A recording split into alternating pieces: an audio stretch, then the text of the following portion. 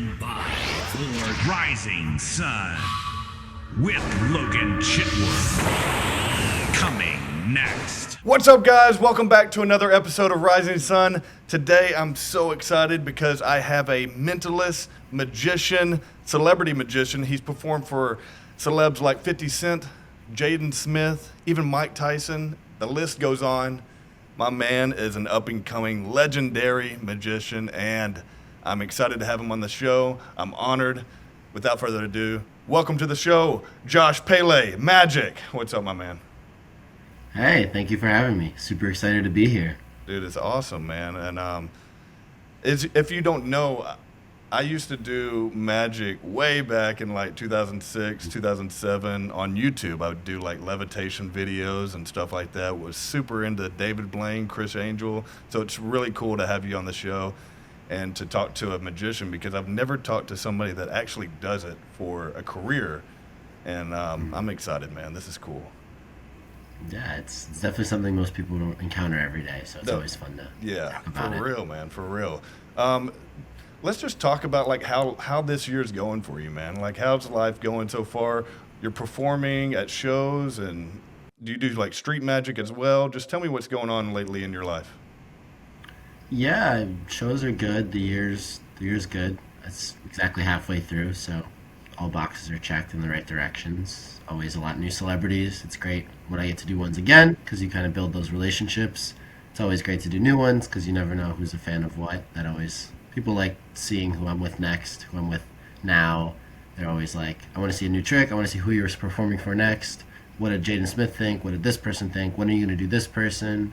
Which is really cool to have that kind of excitement. I don't think any other magician really has that. People Right. just like the magic. So it's a very unique kind of position to be in. Shows have been good. Travel's been about once a month on average. You know, we're in July right now. It's the 7th month of the year. I've had 6 different shows that required me to travel, and I have one at the end of the month that's going to require me to travel. So it's good. Not crazy travel, not no travel. A good balance. Stuff's fun. Trying to be like, you get that content grind going now. So I'm on like my first 3 weeks of consistency. So Yeah. building that momentum. We'll see how it goes, but putting out a lot of cool stuff soon. So I'm excited on that. Yeah, that's really cool. How do you get your name out there more? Do people just hear about you, your shows, word of mouth? Like, how do people contact you for this as well? Yeah, I'd say the majority for me and pretty much any magician is always going to be word of mouth. You're never going to be better than your live performance because they see it, they're sold. It's not as easy to sell on the phone or explaining or watching a video. When you watch a video, you think that's cool, but I don't know if my friends will like it. I don't know if my guests will. But when you do it, you're sold because it's not if, it's I know. So most of it's word of mouth, but then you have all other kinds. I don't know anything about SEO, but my SEO is good. I do get a lot of people finding me organically online. I get a lot of people finding me organically even on social media, which is good because Yeah. my social media is not, the biggest following. I have a good following. It's not anything crazy, but I do get leads from that. So I'm doing something right on that end. And yeah, sometimes I just I don't really do too much outreach, honestly. I don't really look for other opportunities as actively. I could probably do a better job of that, but Yeah. the business is good where I'm not in a position where I have to. It's more of if I feel like it or if I find something that I think would be really cool to try or do. That's awesome. How many shows do you do a week, if it is weekly? Yeah, it's an on and off thing. I'd say probably doing at least 3 or 4 things a week. The type of show could range. I mean, ideally you'd want that 3 to 4 to all be, those celebrity or corporate events. Sometimes they're smaller things. Sometimes they're, house shows. Sometimes they're restaurants, nightclubs, public parties, which are still cool. You get good vibes, good energy, good content. They don't pay as well, but it's better than just sitting at home all day. So it's a nice mix. I think it's a decent balance, but there's always more you could do. Right. You got to be happy with what you can get as well. So do you ever just go out in the street and just perform just to practice or to try to get some content? Or how does it work? Do you do mostly shows or do you do it all? Yeah, I do it all. I mean, when I do shows, my clients love me. The guests love me. It's very easy. I don't ever feel like I'm in a position where I have to be like so strict and professional where it's like, do your job as a magician and that's it. I always feel that I'm kind of welcome. I'm social. I can interact with the guests more than just do a trick and leave them alone. I can take my microphone out. I always carry a mic on me. If I find a group that's just very fun and really enjoying it, then I'm going to say, hey, let's do a video, get mic'd up, record it. So I get a lot of content at my shows, which is really nice. When I'm out about socially, I'll just do the same thing. If I find someone or a group of people that just have really good energy, really good vibes, I feel that they're going to be great to do on camera because they already have good energy. Add in a really good trick, it's just going to be a good video. But I definitely want to do more street magic. I do a lot when I can. I'm usually not able to because I'm always working. But when I'm not, I'm going to try to get more because now I have some video ideas that I want to get some series going on YouTube, longer format stuff. So definitely a lot of social stuff coming out. Like even like the anime cons where I see you at occasionally. Yeah. You know, I definitely can do a much better job of planning those out ahead of time and getting a content schedule. Like make me a vlog here, anime themed tricks there, anime themed mind reading. No one does that. I've started creating routines around that. So definitely some work I want to put in for those. Yeah, that'd be awesome, dude. Just more content like that. I think a lot of people would love it. And especially now on YouTube, you don't see a lot of street magicians anymore, you know? And if you brought that back, it'd be like, you know, you're bringing back that nostalgia from like the 90s, like David Blaine's Street Magic and stuff. So I think those are some of the best reactions as well. What do you think? Like just Yeah, always. organic. I mean, it's just organic. People, you're just at the park and this person reads your mind. You're getting ice cream with your best friend and this person steals your wallet in a fun way. Like the good kind of stealing, not Right. the actual theft. It's just there's never a bad time for magic. It always has a place in people's hearts and it always has a way to make them feel good. You could be having the worst day ever, but 2 minutes of magic is gonna make you forget. Even if you hate it, Yeah. you have 2 minutes where you spend hating the magic, not hating whatever's upsetting you. So it always works. Yeah. It never fails. Yeah. Let's talk about before you were a magician and leading up to even how you even wanted to become a magician. What were you doing before magic, and how did it lead into what you're doing now, man? How did it lead into it? I'm not fully sure what I was doing. I was in college, so I finished my degree in business analytics information technology, and I was also a soccer player, so I had a full scholarship for soccer. Towards the end of college, I was having on and off minor injuries, but nothing major. And then the goal was always to just go pro in soccer. Once I graduated, that was kind of my agreement with my parents. Like I had opportunities to, go abroad and start the career early because in Europe, once you're 16, that's kind of when most people do it. They drop everything and go all in. Yeah. My parents wanted me to finish college, so I was fine with that. I was only going to get better as I aged in those years. And then right away, as I went overseas, I tore my ACL. So I kind of put a dent in that journey. Stuff And happens, the man. same time that tore my ACL, I also got a full-time job on Wall Street. And then magic started picking up. So it was just, I didn't really have time to process the fact that I was in an injury that I needed, might need surgery, any of that. I just dived into the corporate world and started doing magic. And then magic started scaling. And after that, it just transitioned to once magic scaled, I forgot about my knee. I still forget that I have a torn or partially torn. I don't even know the status of it. I don't even Still feel now, it. you still have a partially torn ACL or something? Allegedly, yeah, I haven't gotten checked out. I never got surgery. I don't have any limitations to when I exercise or do anything, so I just don't really put any much thought into it. But Maybe it's you an healed interesting yourself, thought. man. I spent my whole life, blood, sweat, and tears, every second of my life, investing in my legs to get a career that uses my hands. So it's an interesting It's twist. crazy how that works, though, huh? Because I was the same way. It was all baseball, baseball, baseball. But at one point, I was like, I like Magic. I really watched a lot of Chris Angel when it first came out on A&E and way back in 2006, and I was really getting into it. But baseball was always like first. So and I didn't have like an injury that just put me out for good.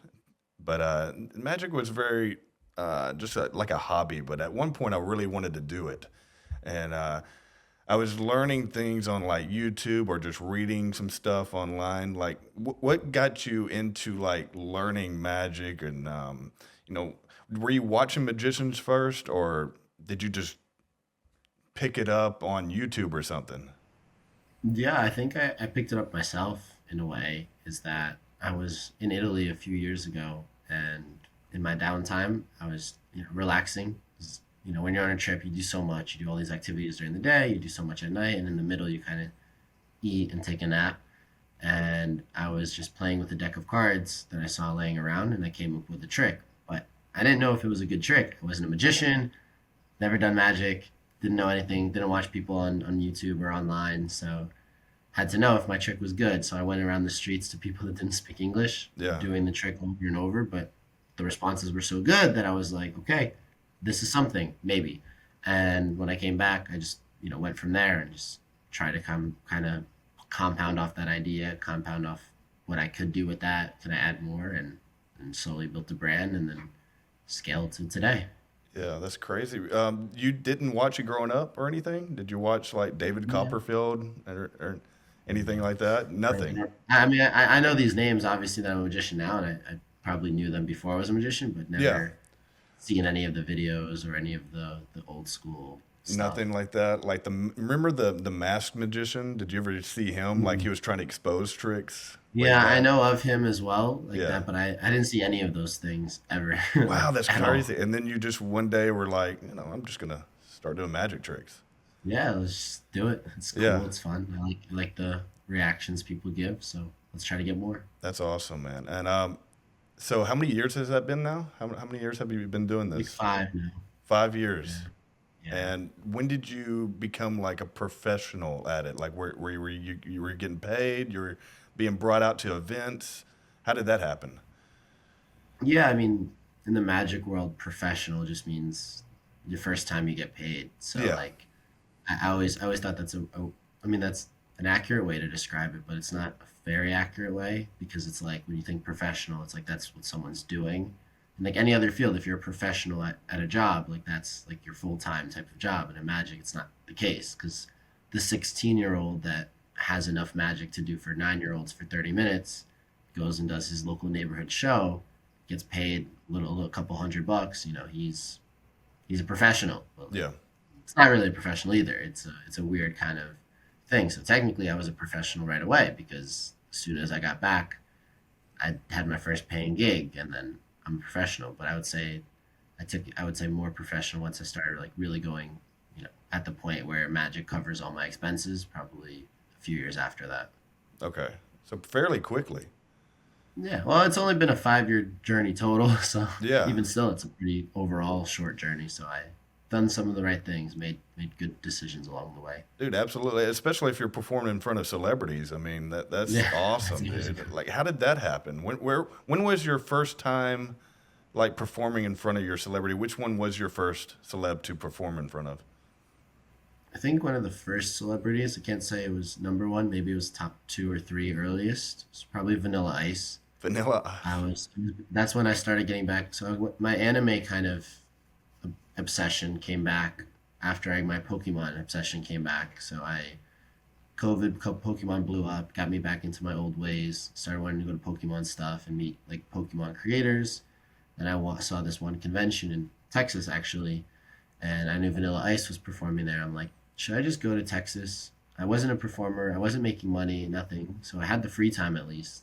I was like, do I just go there, figure out a way to do magic for Vanilla Ice? That'd be a cool name for me. And now looking back, it's like Vanilla Ice compared to the names I do now. Like, no offense to him, he's an awesome guy, Yeah. but not a lot of people recognize him because I do such a wide range of generations. And now the names I do are so universal. It's cool, but that was definitely a fun one. It got me to go to the convention. That convention itself, I'm not going to name it just because I'm not the biggest fan of it anymore. I Mm. feel over the years it got a little more political. The way they try to grow is they were so card heavy, and I An think that anime the way convention? what is it? You were saying it was an anime convention that you were at? No, it was more Pokemon Okay, and like Pokemon trading convention. cards. Okay. And they tried to do like they do a little anime stuff, like they do like the voice actor meet and greets, which is good. But I think my honest opinion is if you want to have a successful anime convention, one of the biggest parts of that is the artist gallery. Like Yeah. you need those artists, those local artists that make these custom arts and do like those booths. That's how you're gonna have a successful one. Like you can try like the voice actors are gonna draw a crowd, but also like if people are coming for voice actors for Naruto, One Piece, Attack on Titan, but then you walk around the convention and there's no Naruto, Attack on Titan, One Piece memorabilia, like versus like you can walk around the convention and buy something like buy an Aaron Yeager item and then get it signed by Bryce Papenbrook. Like that's what I like. You know what I mean? It's like you Yeah. get excited to meet actors at like Comic Cons and those things, but you could also get like stuff, right? Like if I know this person plays like Baki Hanma, like there's so many options. I can get a painting signed. I could get maybe I don't know if they do Funkos, but like a toy. I could get like this versus if all my options are Pokemon cards and all these people are anime actors, it's a little different. Like, what am I going to get signed? What if I didn't know this actor's going to be there and I really want to meet them? Like, most of these people want signatures too. Like, I remember that happened as I wanted to do an Attack on Titan themed trick for some of the Attack on Titan voice actors. Yeah. I went through the entire convention hall. No one had any Attack on Titan anything. Maybe if I got lucky, one booth out of the 300 had some series of Attack on Titan trading cards. I don't know. I think that's what you got to do. Is you need to have everything. The artist alley plays big for those conventions, Yeah. and I think they valued a lot more the content creators coming, which had less influence than they did, versus the actual fan experience. So I stopped going to those just because not as fun as like the Comic Cons and things. And now I'm not as into Pokemon. I'm all anime, all everything. Yeah.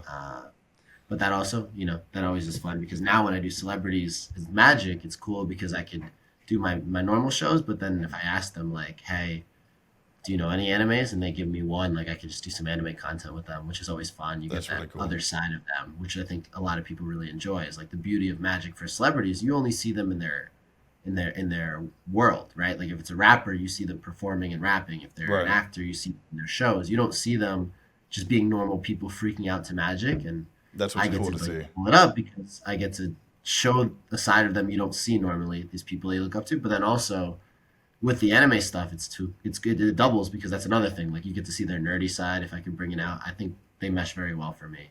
Yeah. That a lot. So going back to the convention, Vanilla Ice was at this convention and you ran into him? Yeah, so he was hired to be like the main performer. Okay. Like they're like That's this was random. like their first time doing the convention. Is so he a they were like, Pokemon this guy is- or what? No, but he actually sang the theme song for the Teenage Mutant Ninja Turtles. Okay.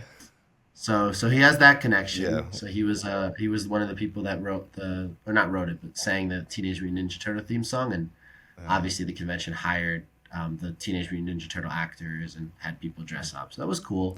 They're very big on like their headliner is always some old school '90s artist Really? or rapper or someone, which was cool at first, but Pretty cool. It's it also random. became like a convention where you have Vanilla Ice. That's so cool. Everyone was so excited. And then the next convention they did, they hired Vanilla Ice again, and everyone's like, "That's so cool. It's nice." And then after the third time, it's like, "How many times are we gonna?" Because it was one of those. It was such a kind of small convention at that point where you're seeing all the same people.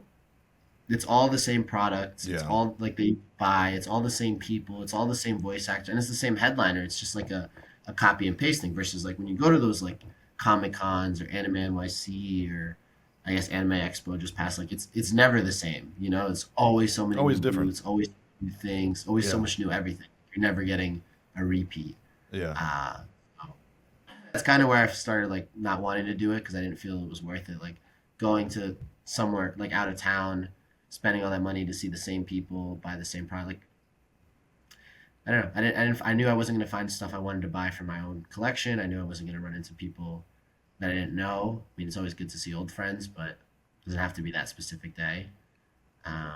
But that kind of gave me a start. I was like, I did Vanilla Ice. I have a rapper. Like now I want to do more. How do Yeah. I do more rappers? How do I do more singers? And like Instagram highlights is, I was like, I don't want a highlight of celebrities. I want like a highlight of rappers and have a huge list, a highlight of athletes and huge list. And then just keep going from there. So if Yeah. I have like 4 boxers and like 20 NFL players, like my NFL album's great. I have like 20 people. How do I get each one of these subcategories to be like at least 10 or more? That's always been like what I try to target.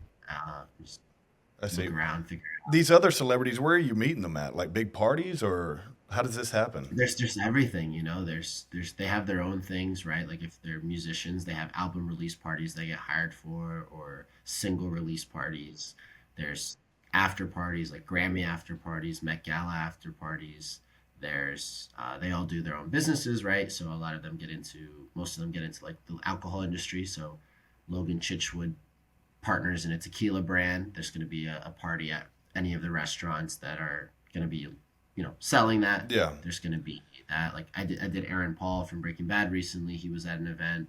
He's a partner in a caviar brand. So there was an anniversary for a steakhouse, and the caviar was one of the displays there and being shown. So he was there passing around caviar, which is also a very cool moment. Like I get to do a caviar bump with a famous actor.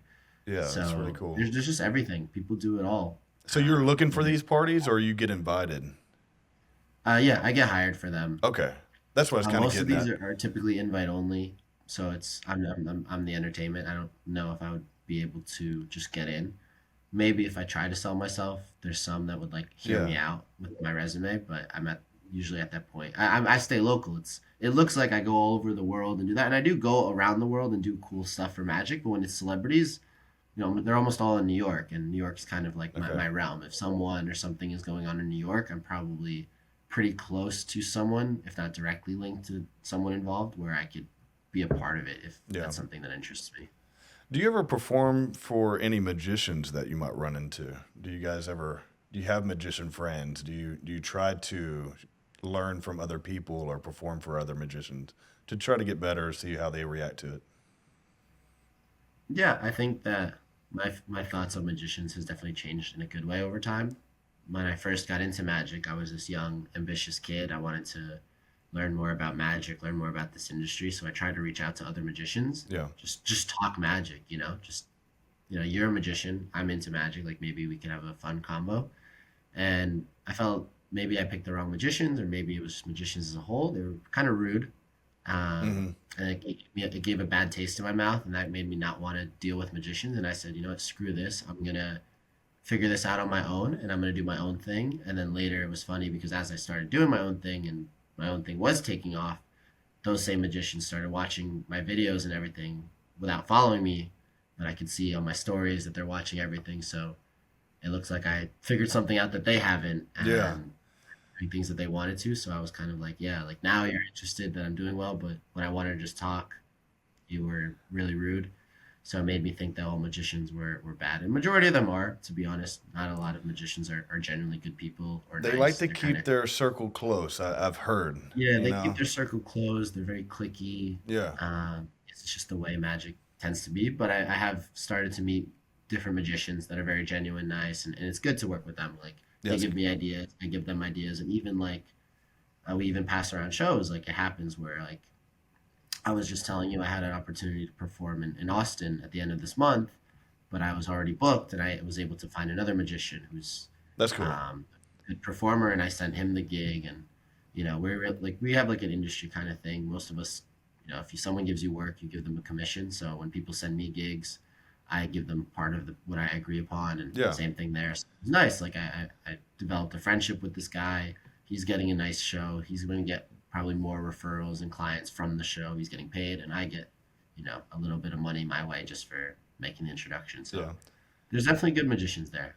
For a long time, I thought everyone sucked, to be honest. So I'm glad to Well, to that's say that there are yeah, good that's good people that out you have found some good ones out there. Is there have there ever been like months where you haven't had any jobs and you're like, oh man, should I keep doing this magic, or has it ever been a little like scary at times where you're not getting anything? Yeah, I think that definitely is the issue. Is everything's on and off. Right? December is going to be amazing. You're going to feel like someone who owns a super yacht and mansion and things, just because there's so much in December and it's a busy season and you Yeah, can charge really good rates. December you feel like a king, and then January, February you might feel like a loser it's because like it's it's like it's a it's slow. It yeah, calms down. I think I don't personally ever feel like questioning it. I just know like there's so much opportunity. Like if someone came and stole my entire client list, I'd be mad for a day or whatever as like an impulsive reaction, but I could rebuild it tomorrow. There's so many opportunities, there's so many people, there's so many events going. Everyone has a birthday, everyone's getting married, everyone has a family member, everyone has a yeah, party, everyone likes to go out, everyone eats at restaurants or next week. If I had nothing, I would just go to the local steakhouses and restaurants and say, hey, blah blah yeah, blah. Right now I have thankfully like a good track record where it's pretty easy conversation starter. Like this is what I do. These are the competitors I've worked with. These are the celebrities. This is my press. they're good. But even if I didn't have that, just being able to just walk into a steakhouse, show a manager a trick, you have a lead there. It's a numbers game, right? It's like door-to-door sales. It's good. It might take you 30 to 50 people till you get one, but if you're not making money and you have the free time, right, you could go to 50 places pretty quickly. You know, you can probably do that in a week. And if one of them gets you and they book you once a week, now that's, it's at least maybe like $1,000 or more a month coming your way. You do that with 2 or 3, then that's not too bad. And, Right. It's not enough to live, but it's enough to help you, right? Like an extra 1,000 or a couple thousand a month is always going to go a long way, especially if you really need it. So I think it's just a hustle thing. Like it's always going to get to a point where it's going to come to the next step is never your magic. It's just how bad do you want it? And that's just your drive. Like if you have it in a bad month, you're going to crush the bad month. And if you don't have the drive, then it's not the magic. It's not how you perform. You're just not hungry enough for it. Yeah. And you've done it 5 years now. So, I mean, I would say it's going fairly well. And does it get progressively I've had better? it be like very bad and, but. Does it get better every year for you, like getting like more consistent jobs? Yeah, every year, the quantity goes up, the price goes up, everything goes up. I scale, I grow. That's awesome. I'm evolving. It's just how you grow your business, and you just kind of you learn those things. Yeah. Because it's magic. There's not like a way to compare it. Like it's not. If someone asks me, are they charging enough or too much or the right amount? Like there's no answer with magic. There's no comparison versus like something like a normal kind of gig. Like I need my backyard cut. I need a landscaper, right? Like most people can easily just price shop for that. Then the cheaper option might just be as good as the next best alternative. It's not always the case, right? Cheaper isn't always better, but in a lot of these cases it is, right? Like the marginal difference from choosing a cheaper option doesn't really offset what you're looking to get. But magic, you don't know. Like what is, if someone quotes you like, let's say 2,000 for something, and someone else quotes you 500, you're not gonna be like, oh, let me just grab the guy for 500. Why is this guy 2,000 versus this one 500? Yeah. And it's a big difference. And I think a lot of people start to question it. Like, what is this person going to give me for 500? Can they match that to, like, it's like a levels kind of thing just from the psychology aspect of it. And it's usually true. It's like the person that wants 2K for that probably does have a lot more experience and value to add at that rate than the 500 person. But the 500 person is probably there because he doesn't know he could do more, or he doesn't know. Then just like, they're both growing. Gotcha. But on the consumer aspect, it's, if someone wanted to cut my lawn for 4 times more, I'm going to go for the $500 guy. But if I wanted a magician, it's a very different ask, and it's a very different comparison. So it goes a little differently than most kind of, purchasings. Do you remember the moment when you were like, okay, this is what I want to do. I want to at least try this until, something fails. What moment like made you like really want to do this? I don't even think I've had that moment yet, to be honest, because I just like everything I do. I like the celebrities, I like the parties, I like the travel, I like the restaurants. I haven't had that moment like this is what I want to do with myself in magic. I think it's just been, I've always enjoyed it. I've always known I'm a person that can persevere through things, so I'm never gonna hate it. I had like that moment before I became like successful with it, way before, where I just didn't want to do anything, and then once I came back into it, it's just been all foot on the gas. So I'm always thinking like, what do I want to do with it? Where do I want to take it? But I enjoy it, right? Like if I'm just doing it to do it, it's fun. If I'm doing it and I'm working, it's fun. I think that there's so many ways I can take it. I haven't quite had that moment. This is what I want to do. I'm just in the moment of I'm enjoying it. How do I continue enjoying it? How do I make it fun for myself and those around me? And as long as people are happy, I'm never going to feel that I'm not doing the right thing. So you do magic and mentalism. Like, when did you start getting into mentalism? And just explain both for me. Yeah, the easiest way to explain what mentalism is in to describe mentalism. Mentalism is basically the illusion that you could read people's minds.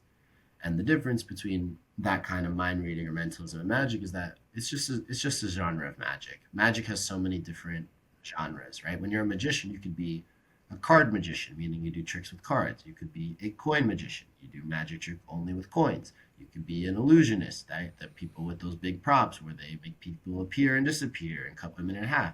You could be a mentalist where you do the more psychological mind reading. You could be a hypnotist. They're all genres of magic. They're all magic in a way, just different chapters, and everyone has their own style. Some people like to do coins, some people like to do cards, some people like to do this. It's personal preference. I do both. I transitioned to mentalism. I always thought the mind reading stuff would be cool, and I wanted to try it. Yeah. And as I started transitioning, I started getting creative with, you know, how I perform, how I present. It's all a presentation at the end of the day. Yeah. Mentalists, we don't claim to actually read minds. We very adamant that mind reading is not real. It's the entertainment. It's the illusion that it is real. It's pretty amazing though. I like the videos where you're guessing the girl's like first kiss or the guy's first crush, and that's mind blowing to me. Can you just do that anywhere, any place, anytime? Yeah, I mean, virtually is difficult. There's definitely a lot. I personally use a lot of body language and psychology when I work with that. So sitting down on a camera, like right now, it's hard to really use some clues or feelers. I don't know what the word would be for that, but Yeah. components of the trick. But most of the time, yeah, it's fun. It's a really fun trick because there's people that doubt that it's real. Yeah. And everything that I post is real. I've never had a fake video. I've never had a fake reaction. But there are magicians online that have done that. Like they have gather a group of people and they say, "Hey, I'm going to do this trick," and then they coach the people how to react. Yeah. So the video, like, here's a trick. Everyone's going crazy. It's totally scripted. Everyone knows it's scripted, but it goes viral, right? Like that's the thing about social media. Yeah. Sometimes It's entertainment. stupid. Yeah, I it put is. quotes on stupid because it's not stupid if it works, but Yeah. quote unquote stupid sells. And people like on top of at an already paid gig, you might have someone come up to you and say, "I bet you this much that you can't do this trick," and it's a trick I was probably going to do anyway if you didn't ask. So it's like, sure. So you're I like, was yeah, gonna do this hell trick yeah, for let's- free, and now you're offering I'll do it. $100 that I can't do it to you. It's an easy 100. I wouldn't take it at a paid gig, but it's just a funny idea that like, Yeah. stuff I would do for free, people are going to pay me to do because they think it's fake. Have you ever had anybody like hassle you and be like trying to really ruin your trick? And if you have, like, how do you work around that? How do you deal with people like that?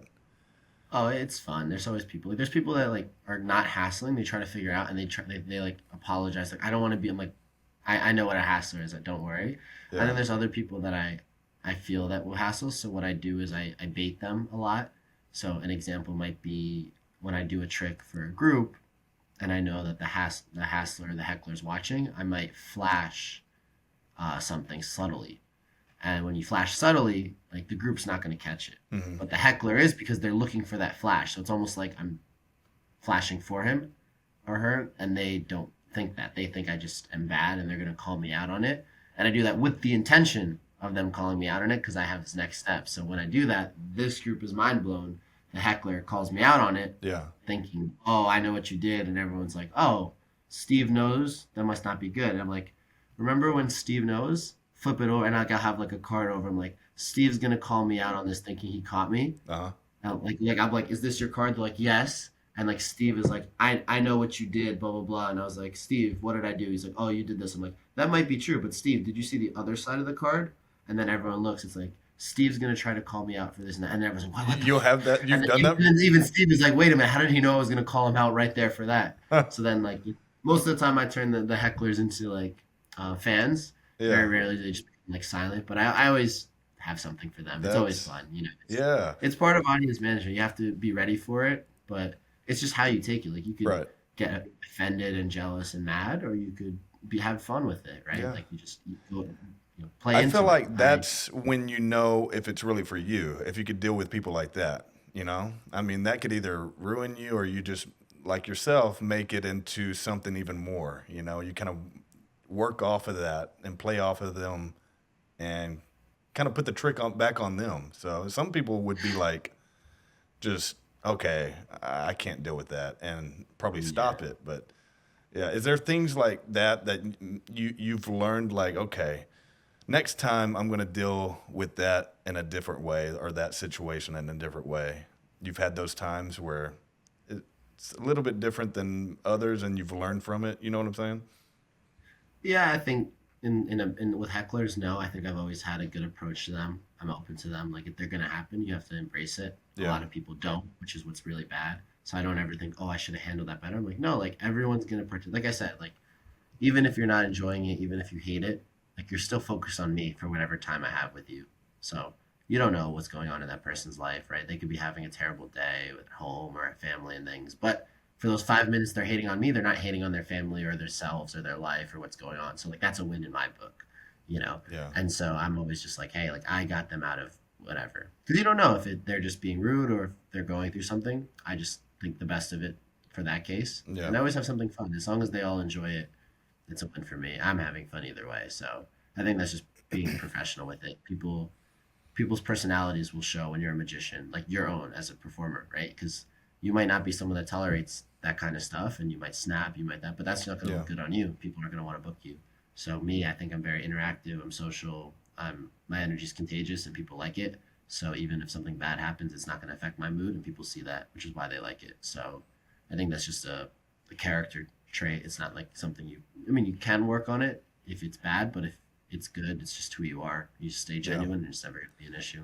When you get a trick wrong or like trying to guess somebody's crush wrong, has that ever happened? Like, yeah, of course. Mind reading is like with a magic trick, you have the trick. If you do the trick, it's always going to work. That's why it's so safe, so secure, Yeah. right? But when you're doing mind reading, it's anything and everything can go wrong. And no matter how often you do it, you still will always have a chance that you don't get it. Like there's never going to be a time where every time you do it, you're going to be for sure to get it. So you always have to be ready for those things. And you do mess up. And it's just one of those things where you just got to do it. It's like putting in the time. You keep doing it over and over. The more you do it, the less likely you are to mess up. The more accurate you're going to be, the more hits you're going to get. But you know, it's a risky thing to go into things where you're not sure if you're going to get it for sure, which is why it's easier to fall back to magic, where it's like, I know if I do this trick, it's going to work every time. Do you remember a moment, and I'm sorry to cut you off, do you remember a moment where it was like, it got awkward where you didn't guess the right thing? And like, how did you deal with that one? Yeah, it's happened. Like I guess names that were close, I guess names that were completely off. Yeah. But you play it off. Like when you mess up, right? They only know you mess up if you make it obvious you mess up. Like if I told you to think of someone and you're thinking of Logan, and I'm like, are you thinking of Steve? And you're like, no. And then I just pause, and I'm like, you could tell that I'm like convinced that that's what it was, and now I don't know what to do. Now everyone's like, I messed up. But if you keep going, right, you don't know where I'm going with this. Like you don't know that was supposed to be the ending, that I was supposed to say Logan when it's Logan, and you freak out. So now that I said like Steve, but the answer is Logan, right? There's the opportunity to continue, and people will just follow along, not thinking anything of it. And there's the opportunity to show everyone you messed up. So I always take the latter, keep going with it, pivot. How I pivot, I don't know, but find something. But there's you manage to make it work. Just or make them forget. Pivot to another trick, and then just ignore it, right? Like, but what about the Logan thing? I was like, I wanted you to say Logan so I could do this trick. Don't worry about it. It's not a big deal. Oh, okay, cool. Yeah. Like, that wasn't part of the trick. That was just me messing with you. And then they're just like, oh, okay. Because you never say, like, you're going to do it. You know what I mean? Like, a lot of the mind reading is, if you didn't say, like, if you say that's what you're going to do, then you're kind of screwed, right? If I'm like, Logan, I'm going to guess the person you're thinking of. If I don't guess it, I'm wrong. But if I'm like, I want you to think of someone important to you, I didn't say I was going to guess it. So if I get it wrong, right, and you come back to it, I could just say, oh, well, I never said I was going to guess it. I just wanted you to think of it for X, Y, and Z. Yeah, so you're good with working around it. That's Yeah, you can work it around it if you really mess up. I don't tend to mess up a lot. It does happen, but like that's a perfect example, right? Like your wording will play a difference. If you say you're going to guess it and you mess up, they know you messed up because you told them directly you're going to guess it. But if I just said think about it, there's no point where I told you I was going to guess it. So if I don't guess it or I don't get it, I don't have the obligation to. I never said that's what I was doing or what I was going to do. And people accept that because it's true. I never said I was going to. I don't have to. So you got to watch what you're telling them you're going to do. Gotcha. Do you get nervous performing in front of a lot of people or in front of certain people, like celebrities? You ever have like a nerves? Everyone's the same. It's just fun. Like, you know, I come up with new ideas, but a lot of times I'm doing the stuff that I've been doing over and over. I have 10,000 reps that it's my stuff. Like it's my second nature. I can do some of these things with my eyes closed, literally. Like I've done. So like, now you're tested. Even at first though, you weren't like, man, you know, your first few performances or anything like that. You weren't like really nervous. Like, man, I hope I don't mess up here or anything like that. No, I always know I'm not gonna mess up. I get nervous. I don't know. I don't know if delayed nervousness is a thing. Yeah. But it would be like I'd go to a celebrity, I'd do a trick for him, I crush it. They're freaking out. And after that, my heart's racing like I'm nervous. It's But it's like, like okay. I already crushed it. Like, why am I nervous? It's over. And I Yeah. did like everything I could have. So it's weird that it happens like after the fact, not before. I can't really explain it, but that's always been Yeah. a funny thing. It's like nerves of steel until it's done, and then I'm nervous. But it's over. Like, there's no point. I did what I did, and they loved it. So Yeah. it's always been an interesting thing for me. Yeah, it's such a good feeling though. The people's reactions, like it's addicting in a way as well. And it's also like a rush within itself. Like you perform for somebody, they freak out. It's just like, man, I want that feeling again. Is it like that with you? Right. Like, do you want more of that? Do you love this, or like what do you love the most about doing this? Yeah, the reactions. They're Yeah. always going to be great. You always, if I can make two people go crazy, why don't I make 10? Why don't I make 10,000? It never gets old. Like, people always freak out. People are so happy. It's such a good feeling. I like it a lot. I don't think there's anything better than it. Yeah. Um, have you gotten any dates from your magic? No, I don't do magic for dates. That's Okay. not my kind of thing. Just leave I it don't out. I don't want someone to like me for what I do. I want them to like me for me. So I prefer someone has a in genuine interest in me prior to finding out what I do, and then that's like a Yeah. additional thing. So I try to keep that separate. Also, when I'm working, I'm working. I don't even think about that kind And of then you stuff. leave that out of the dating world. Yeah. Yeah. Well, that's a good thing. How do you come up with new ideas? Are you learning from somewhere? Like, how do you learn new tricks, or do you come up with tricks on your own? How do you keep on, evolving as a magician with new ideas, new tricks? Yeah, I mean, I just play around with things. The first kiss thing everyone loves, and I do that a lot. So I have a lot of those videos, and I'm thinking like I'm gonna keep reading minds. Like, what are other things I can guess about people? So I've done like some childhood memory things, right? I want to keep it fun, random, but not depressing, right? Because I try to make it clear, like, if we're gonna do something, don't think of anyone that's dead. Don't think of anyone that's sick. Like, I don't want it ever be something that's depressing, because it's Yeah. like it's not fun if I guess your sick grandmother or your cousin that just passed. Like, I don't want you to cry in a bad way after the trick. Right. So when I say like we're gonna try something, if I have you think of this, like, I kind of make it clear, like, this is a fun thing. Like, don't choose something that wouldn't be fun to bring up.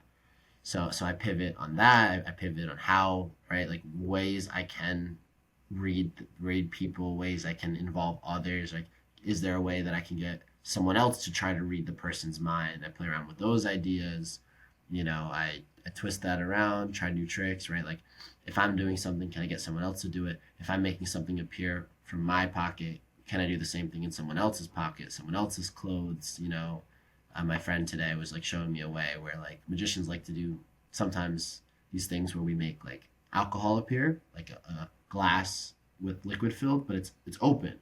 So it's very magical, because if a glass comes out of nowhere and it's filled with liquid, the question is, how did it not spill? Yeah. How are you not wet?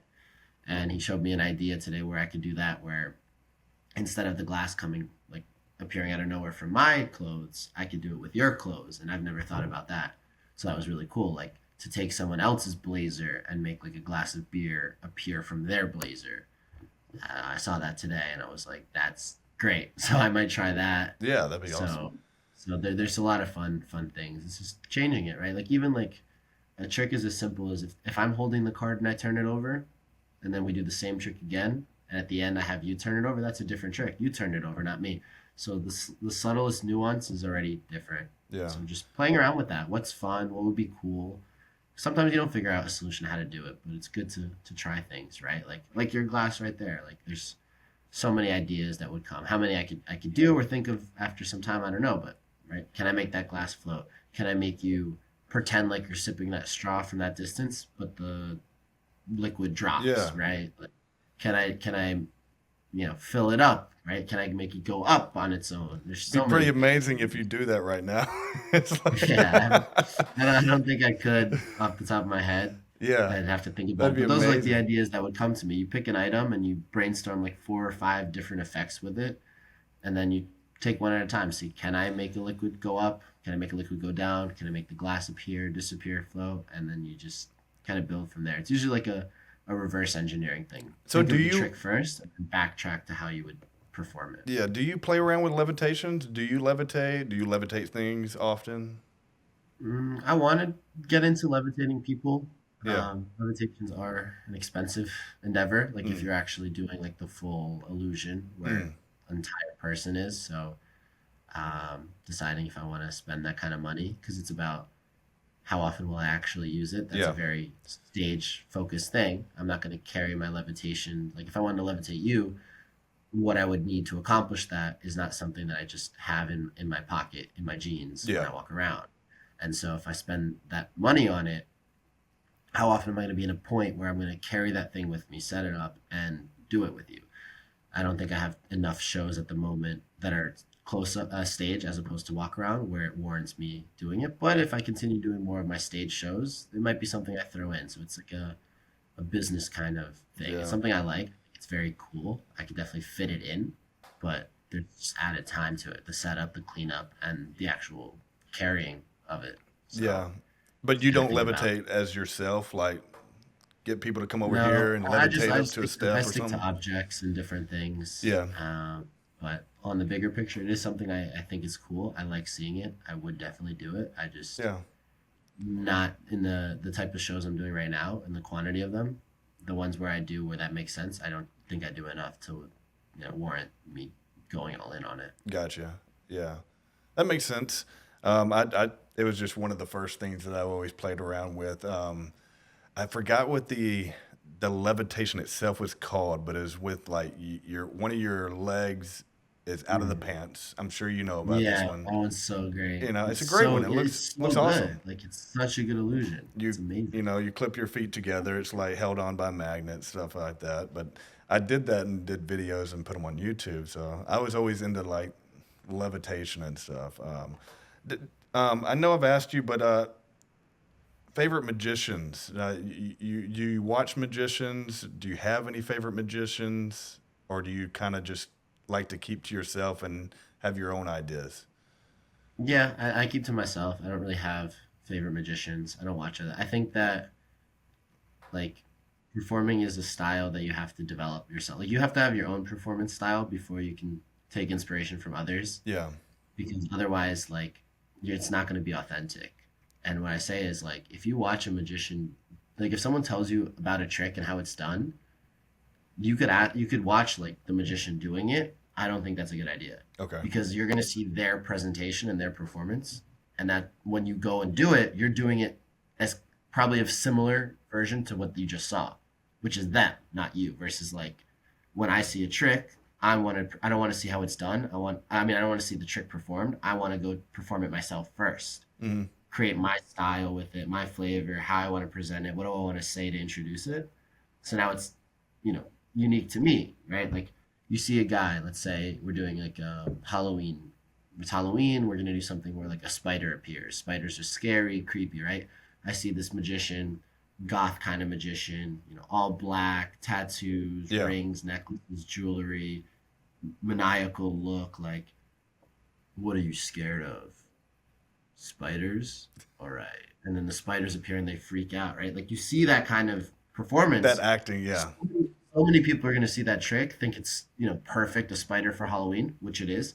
They're going to go and now they're going to be like, what do you, but like, they're not these goth tattooed, like, it's not the same thing. I am not that type of performer that's going to look at you with eyes like, the spider's there. Yeah, you don't You act know, like and you're you're somebody going, else. whether you admit it or not, like you're not going to do it copy and paste, but you're going to be similar to that ominous thing because all the way he does it is how you're going to do it. You're going to be in an ominous way, you're going to be in a scary way, a calm way, emotionless way. That's his style. It's probably amazing. The reaction was so good, which is why you want to do it, right? You want it, but that's not me. Like I'm too energetic to talk like that, to Yeah. act like that. Like I'm going to be like, oh, you don't like spiders? I'm sorry that I made it appear in your hand. Wait, what? Like they're gonna get this reaction. You have to make it for yourself. So I always do it first for me, my style, and then I look at others and that. But there are people that create amazing things.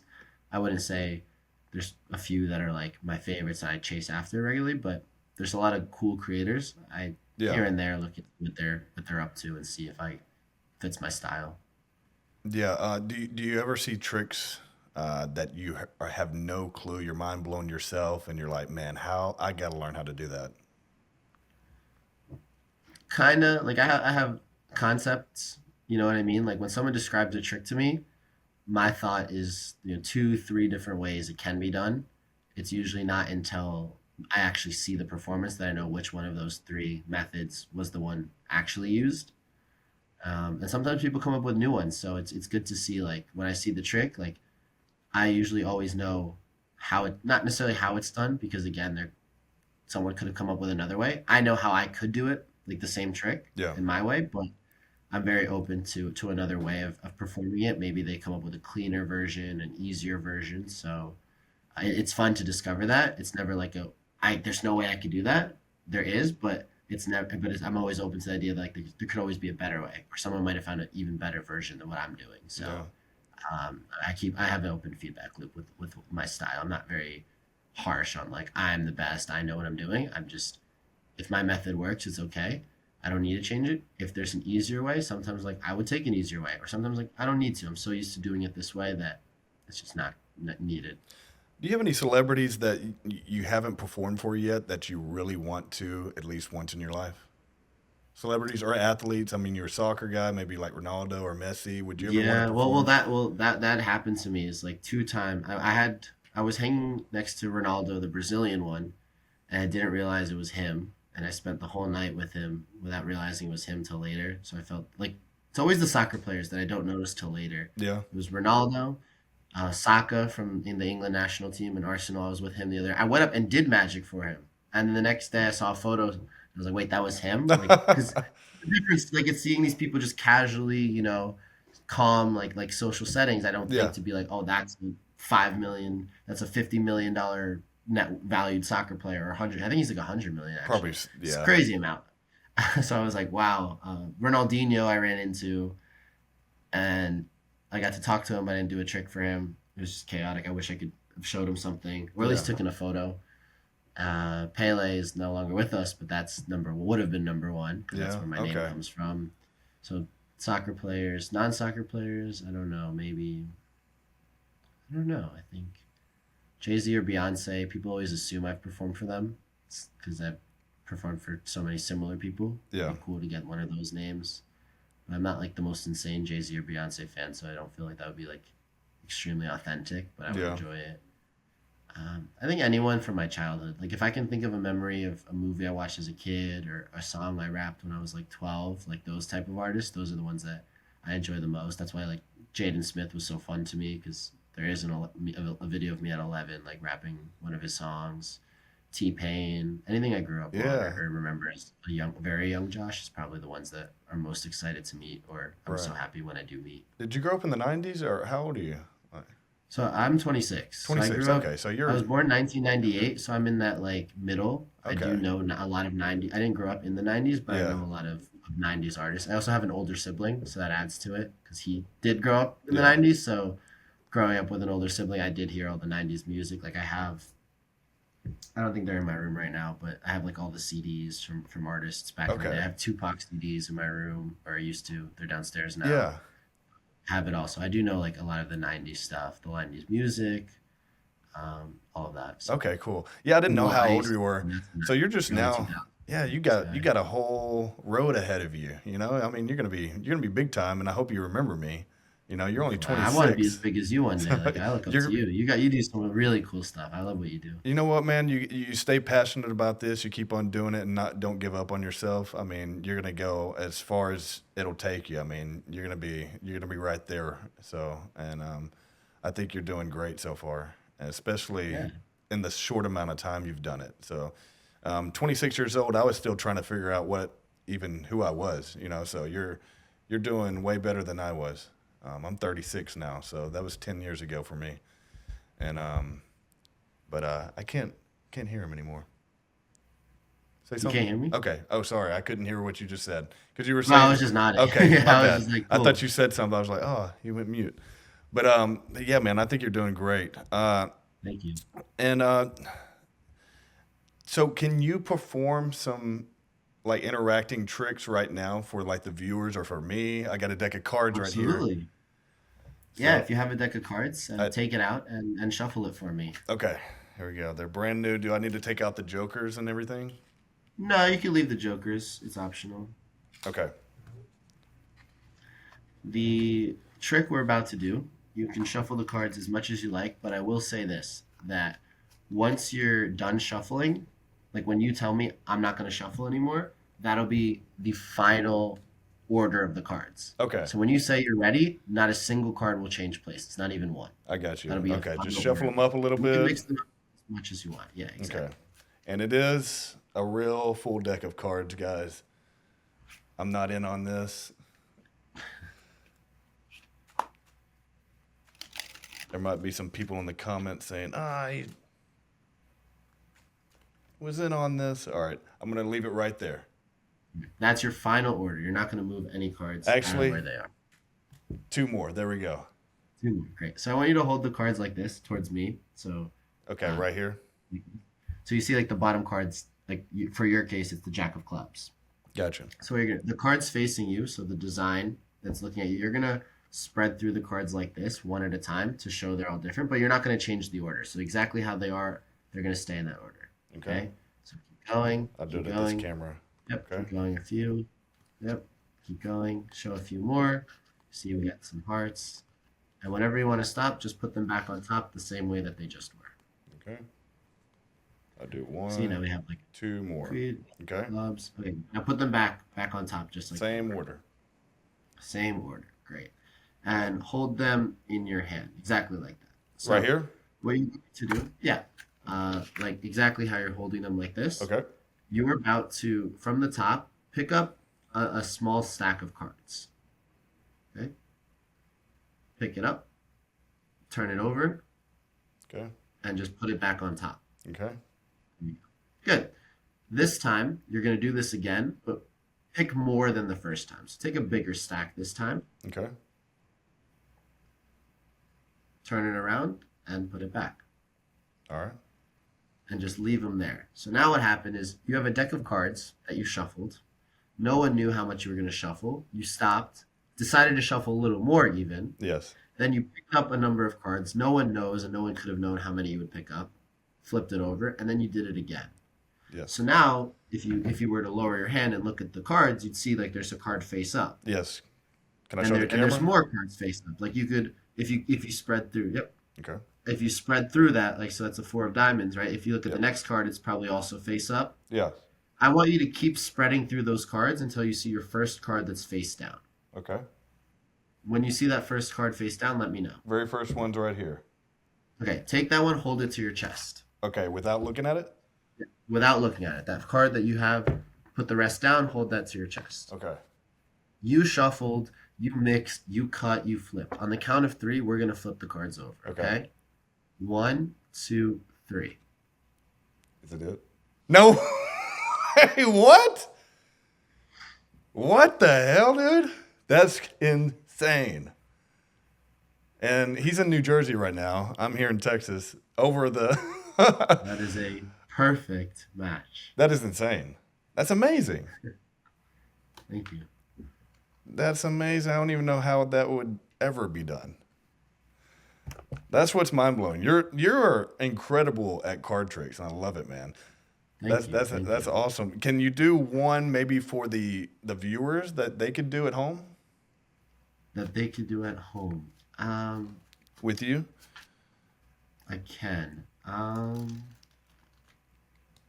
Or Let's that we can try. all do together? Yeah, I forgot it off the top of my head. I Okay. did this like a month ago, and I forgot how it works. Or do you want to do one more with me with the cards? I'll do one more with you. Okay, When I let's- come back for when we run this back for round 2, I'll teach it. I'll do a trick everyone with a deck of cards can follow. Okay, cool. 'Cause I don't remember off the top of my head. That's fine. We're going to do this. I want you to tell me That was a crazy. few. Give me a few words. I have cards here. These are blank. Okay. They're Will I blank. need We're gonna make a memory with them. Will I need cards? No, you don't need them. It's okay. Okay. But I could show Give you both some sides. words. These, they're all blank. Obviously, these are all the same because they're all just blank cards. That's why one is going to become unique. It's going to literally be what you'd like. So tell me, how are we going to customize this card? We could put numbers on it. We could put words on it. What would you like? Anything that I want. Anything that you want. Okay, let's put Yujiro. Yujiro. Okay. What else? How many more do we need? Let's do a few. Let's get like 3 or 4 things. Okay, let's put Connor. Conor, my son's name. Conor. Yes. Good. I'm drinking coffee. Let's put coffee. Coffee. Got it. One of my favorite numbers is 29. Can we put 29 on there? Absolutely. And one more, or how many more we need? Let's do 1 more or 2 more. Up to you. Okay. Let's do Goku. Goku. Very good.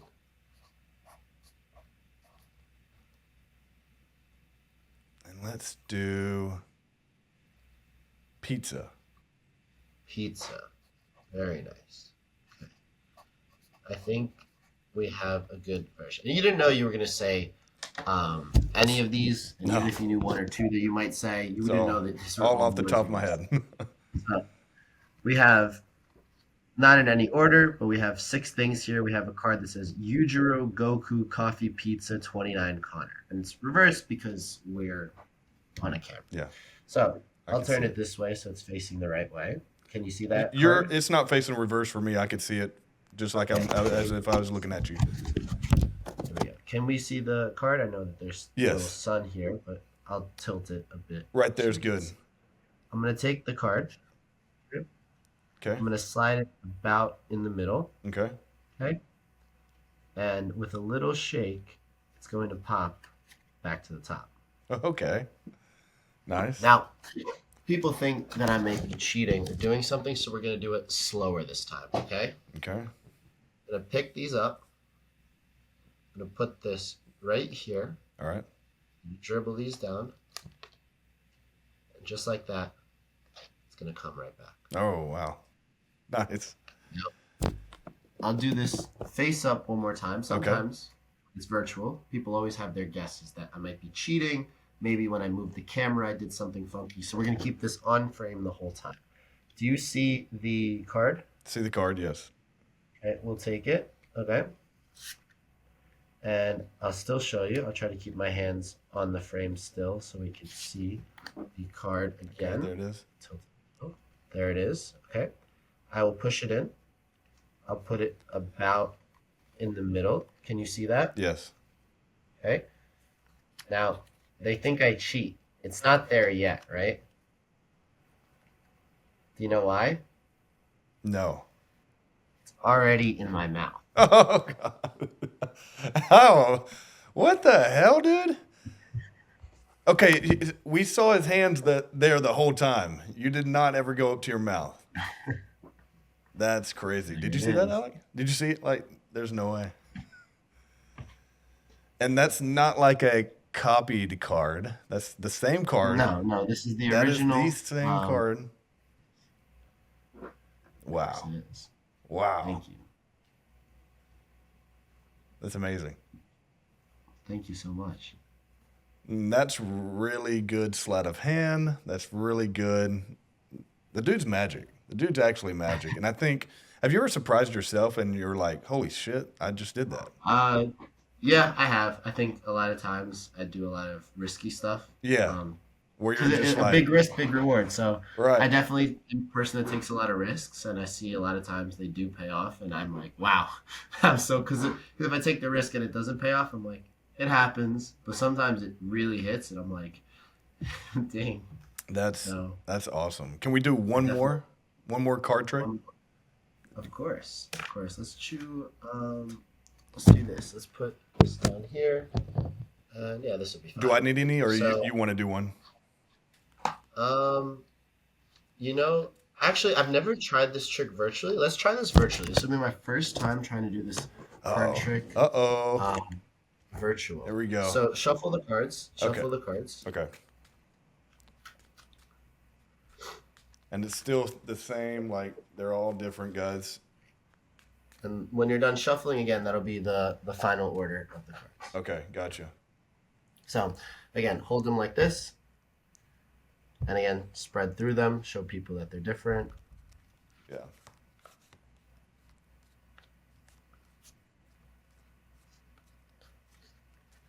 Great. So, there we go. Good enough? Yep, I think that'll be good. I'm going to keep... Actually, I should just stay here. My computer decided to attack me. Alright. I'm going to put one card into this box Okay. for myself. Hopefully this makes... So I want you to hold the cards like you were earlier. Like when... like this. Okay. And we're going to deal cards into 2 piles. I don't want to take this off camera, so we're just going to leave this over there. That's going to be hard. So, there we go. Okay, so with these cards, the top card, deal it onto the table. Okay. Okay, I'll just leave this. Just put it face down on the table? Yeah, face down on the table. Okay. Okay, and then next to it, deal the next card. Okay. On top? Next to it. Next to 2 it. piles. Okay. Yeah. So those are your 2 piles. Okay. Now deal cards into either of those piles. You don't have to use the whole deck. Just deal as many as you want. Many as I want into either pile. As many as you want in this pile or that pile. Gotcha. Just deal as much. Let me keep this in frame.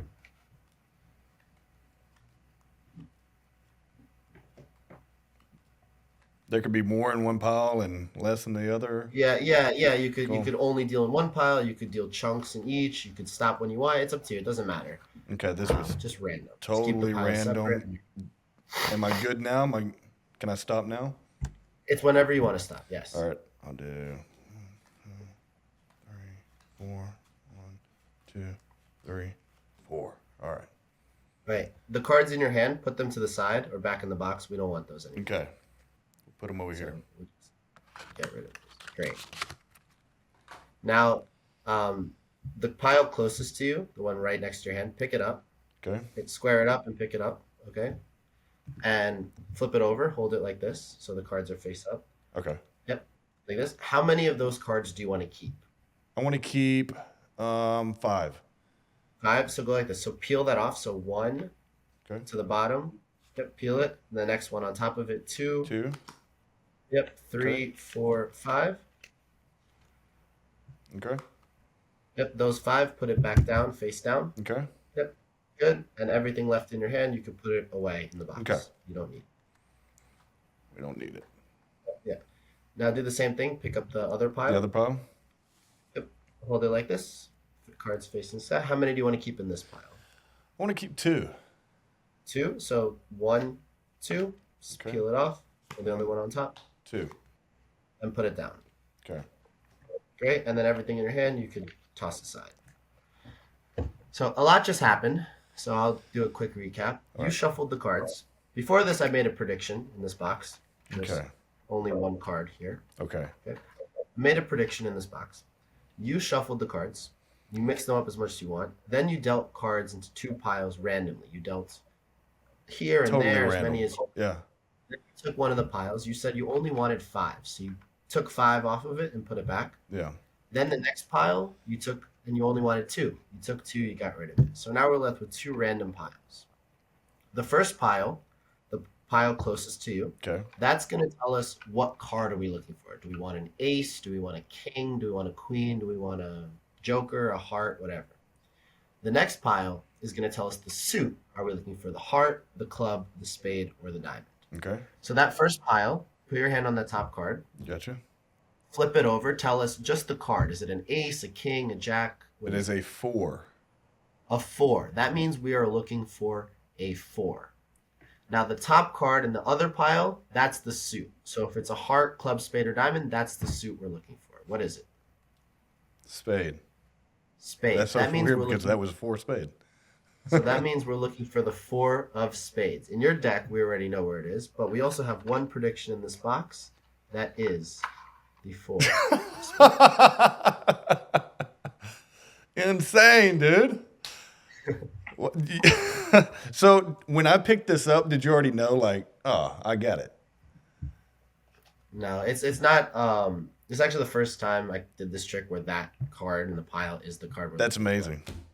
Um, so I don't even want to know how it's done. That's just fucking awesome. thank you. That is incredible. Thank you so much for Thank you so much for performing having me. It's 3 amazing. tricks, man. I I love want it to so much. I want to talk to you about a little bit about anime before we go. You're an anime guy, Sure. okay? Yes. What's your favorite show right now? Right now, Yeah, or of all time? of all time, Detective Conan. That was my first anime, so no matter what, it's gonna be my favorite. Um, right now, I mean, I like One Piece. I'm not as big of it right now, just because I'm waiting for it to go back to Egghead. It's doing all that Kuma filler Yeah. episodes, which are cool, but some are boring, some are fun. Don Don's back now, so I'm excited about that. And then I think there was that new one that came out that like the release episode was like insane. You know the ratings like when episodes come out, like the highest ever rating for like an episode I think was one of the One Piece ones was 9.7. I'm looking at this. Yeah. I saw this on Dr. Applesauce's Instagram. So one of the One Piece episodes when it was released got a 9.7 rating. One of the solo leveling episodes got a 9%. And then this new anime called Takopi's Original Sin, this is their first episode and it got a 9.8 rating. Wow. So I'm Yeah, excited to watch yeah. that. I haven't seen it yet, but if its rating is that high, that could be promising. I think it'll be good. So that's my current one. And then I just found out Black Clover is coming out finally after like 5 years. I don't remember when, but I'm Like- excited for when that comes out. Yeah, So, some new Black Clover. yeah. After Yeah. 5 years, they're Wow. finally releasing new episodes. Wow. So that'll be That's cool. awesome. Do you watch Dragon Ball Z at all or Baki? I haven't in a while. Baki, yes. Yeah. Whatever Bakis I can find. I actually don't know how many different Bakis there are. I feel like every time I find a Baki, it's different. It Like, I is, find especially manga. Crunchyroll ones and the Netflix ones, and then Yeah. I'm like I'm not sure if I'm caught up on all of them or how many I've seen, but I've seen like all the tournaments. I even saw the crossover, the Kengan Oh, and yeah. Shuru. I thought that was cool. Yeah, that it was all right. I like a lot of the fights at the beginning, and then towards the end it's like of course they were gonna have Yeah. them like a draw, but it is what it is. It was cool to see two animes being brought together and fighting, so I like that concept. But so when you first saw my Yujiro or me as Yujiro at Anime OIC, you already knew the character. Yeah, already knew who yeah. I was I cosplaying. knew Baki and them, and so I've seen like videos. And I was like, oh, that's. I didn't know like you were that big. Yeah, But I knew the videos, and I was like, oh, that's the guy. yeah, So I was excited. I was like, oh, I want to go do something for him. And then the second time I saw you, the year later, was when I started doing anime content too. And that's when we did a skit where I just like asked you for a trick and you punched me and I fell. Oh yeah, I Which was forgot just a about fun that. video. Yeah, Yeah, I forgot about it too. But like now that I'm back posting content, it's been like 3 weeks of me being consistent with magic, yeah. and I'm back to the groove of it. So then I threw in anime. So now I'm like 1 week in on anime content again. So it's fun. I like Yeah, you should post that one, man. I forgot it. We did that one. I posted it a while ago. I should repost it. 'Cause Yeah. it was a good video. It did well for me. That like I'm a small creator, Yeah, so I have like 2K followers on Instagram, and that video I think did like it was like 10 or 20K views. Which oh, I was nice. happy. Yeah, that's pretty dope, man. If you ever have it out again, tag me in it, and then we'll collab on it. Oh, absolutely. I'd love to. Yeah, just feel free. We'll repost it this week. I like that video. Yeah, I'll have to check it out because I forgot we did that. That's cool. There's so many things going on at that convention where there's so many people coming up. It's just like Track. it's such a long day at those conventions. So No, I told you. I was like, I told your wife. I was like, you're gonna need more water. Yeah. Whatever you think, you know. And she's like, I know. I'm like, I don't care. You're getting Yeah. more water. 'Cause yeah. This is gonna be brutal. I do remember the one that you did for me where my name was on the phone with the apps. Yeah. That was mind blowing. That was crazy. And Yeah, people. I have so many videos with celebrities with that trick that I've gotten really bad. That I need to post. I might post that soon. yeah, dude, people love it. You have so much video stacked up, so just post. I have video. They go all the way back to like 2022. I have 2,000 videos in my camera roll, and now that Oh. I'm posting content regularly, Yeah. I'm gonna clear out that backlog. But I'm also getting new content every day, so Yeah, I might do like one a day and then randomly do several. yeah. One more question about your magic career. What's your like end goal? Like, what's your biggest goal with being a magician and mentalist? That's the toughest one for me. I really don't know. I mean, I'm at a point right now. I'm growing. I mean, every year I get to do more, meet more people, do new things, travel, make more money. Money isn't everything. I don't need the money, but obviously more money is a part of the other Yeah. things. So I think it's just continuing to scale to the point where I can keep doing all these cool things. Like I want to go, like I want to just be able to just travel anywhere and stuff. Like if I don't have a show and I'm free like for a week, I would love to just fly out to like Korea on my own dime and then do like a YouTube video of street magic in Korea and Yeah. hopefully like my social media pays that. Like if I'm good on YouTube, get like a YouTube video of that because I also am really good at languages. I speak 7 languages Oh wow. and four of them I picked up along the way. 3 I'm kind of self-taught. Yeah. And I did this video. I did a show in Sweden in November, and I literally did a YouTube video where I studied Swedish and for studying Swedish for 30 days. And by like, it wasn't even day 30. I started at the beginning of November, and by like the 3rd week, I was already in Sweden. So it was actually in 3 weeks. I crash course Swedish to the point where my entire YouTube video was street magic in Stockholm, clubs, bars, restaurants, all in Swedish.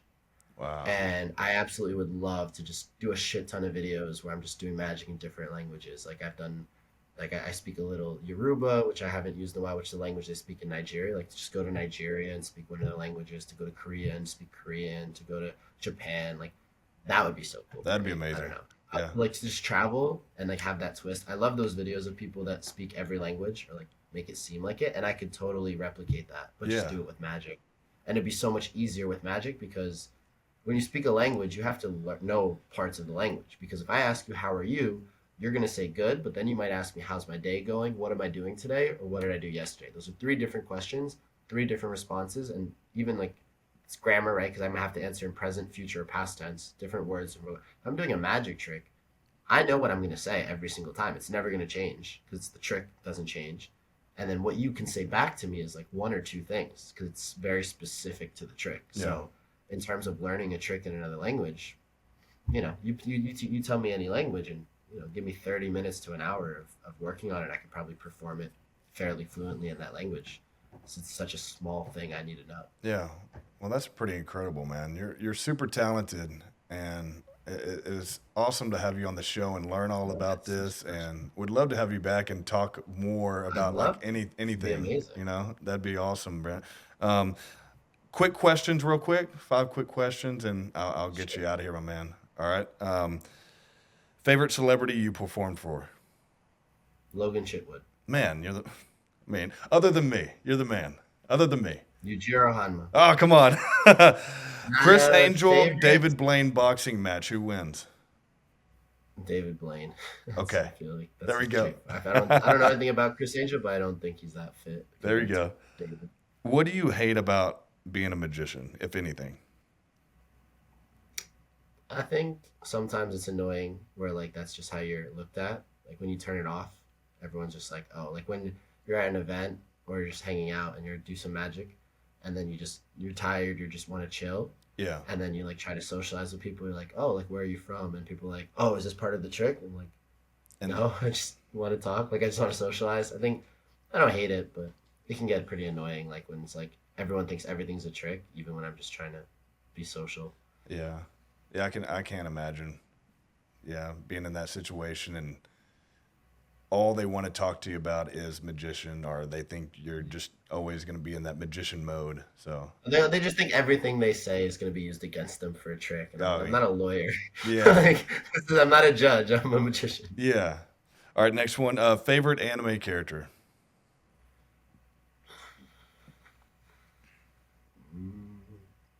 Baki's top 3. I wouldn't say favorite. Gear 5 Luffy. Specifically Gear 5 Luffy. That's what I was going to guess, because Nico, wherever you want to call him. you Nico the Sun cosplayed God. you cosplayed And, Luffy, right? I did Yeah. cosplay him. And then Nezuko. Okay. Because, like, honestly, I don't know if you can see this window of things. Barely. It's they're in the shadows, but Yeah, I let see me some get figures up there. Oh, is that from Demon Slayer?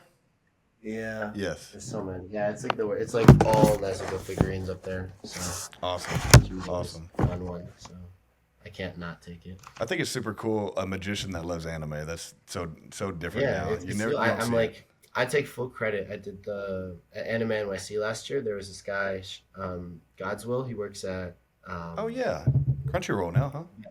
yeah, he's great. He works at Viz Media, and he threw a One Piece yacht party, and everyone got, like cosplayed, and I cosplayed as well, and we did a magic show. And I don't know if anyone's done it before. Probably not. It's so specific, but I'm claiming it as the world's first One Piece yacht magic show. That's awesome.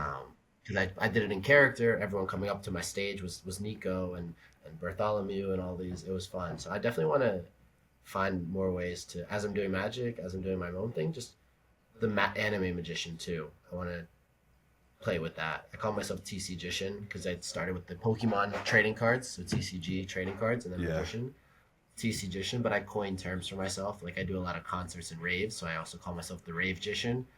I just do it all Rave Magician, TC Magician.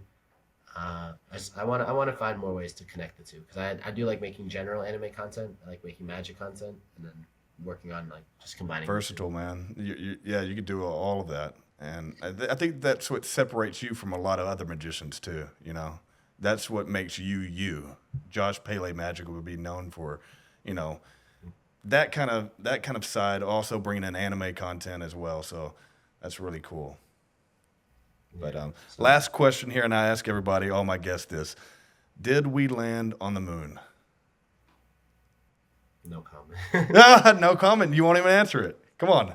Yeah, I mean, it's just too much. I say no Too chance. too much of a mystery. Yeah. You know, like, how does something we did so long ago not be replicable in today's technology? That's what I say. So It's confusing. I say no chance, but we can get into a whole conspiracy theory about that. So, Right. but I appreciate you being on the show, my man, and thank you you for having again for doing the tricks for me and all that. I know people pay you for them, so I appreciate it, man. And good luck to the rest of your year and your career. And I'll have to definitely have you back on if you're I'd love down, to. It'd man. be an honor. It's So always a pleasure with my favorite celebrity. yeah, thank you so much, man. My favorite magician. Thank you. So Josh Pele Magic, everybody. Thank you guys for watching this far. And if you have watched this far, make sure you subscribe, comment below, like and share the video. Let me know who you want on the show next. Until next time, I'm out.